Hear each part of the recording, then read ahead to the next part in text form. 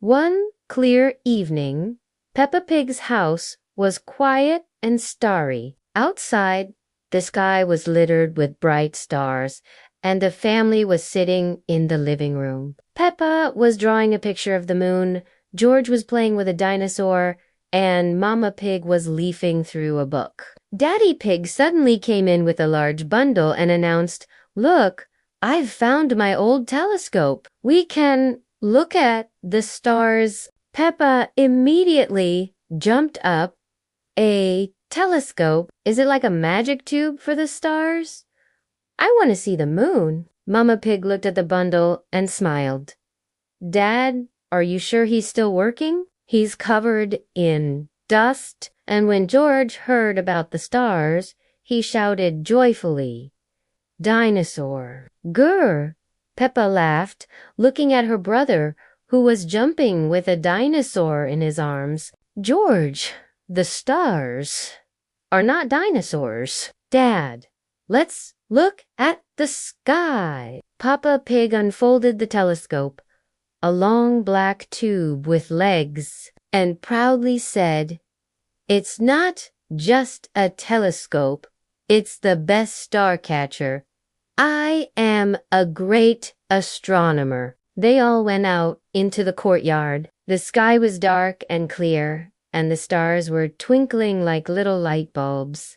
Daddy Pig put the telescope on the grass and started turning its wheels to adjust it. Peppa was bouncing around, and George was poking a dinosaur in the air, as if catching stars. "I'll see the moon first," Peppa shouted, peering into the phone. "Grr, stars," George said, pushing his sister. Daddy Pig finally adjusted the telescope and looked into it. "Wow, I see the moon. It's big and round, like cheese." Pig's mom came over and looked in after him. "Daddy Pig, is this really the moon? Or are you looking at your neighbor's lamp again?" Peppa pushed Papa Pig away and clung to the telescope. She guessed there really was a moon in front of her, full of craters and shining. "It's the moon! She's so beautiful." "George, look at this," she said, jumping up and down. George looked through the telescope, but instead of the moon, he saw something else. "The bird," he shouted, pointing to the sky. Everyone looked up. An owl was sitting in a tree, and the telescope accidentally caught it in the lens. Peppa laughed. "It's not a star, it's an owl. She's waving her wings at us." Daddy Pig scratched his head. I think I'm a great owl catcher, not a star catcher." Mama Pig took the telescope and pointed it at the sky. "Let's find the real stars. Look, there's the Big Dipper." Peppa looked into the tube again and saw bright dots connected in a pattern. "Wow, it's like a starry picture. I want to draw her." George looked at the sky through the telescope. "The bear," he said, "growling like a bear." Daddy Pig decided to show his knowledge. "And I know the constellation of the Big Pig. That's it," he said, pointing at random stars. Mama Pig laughed.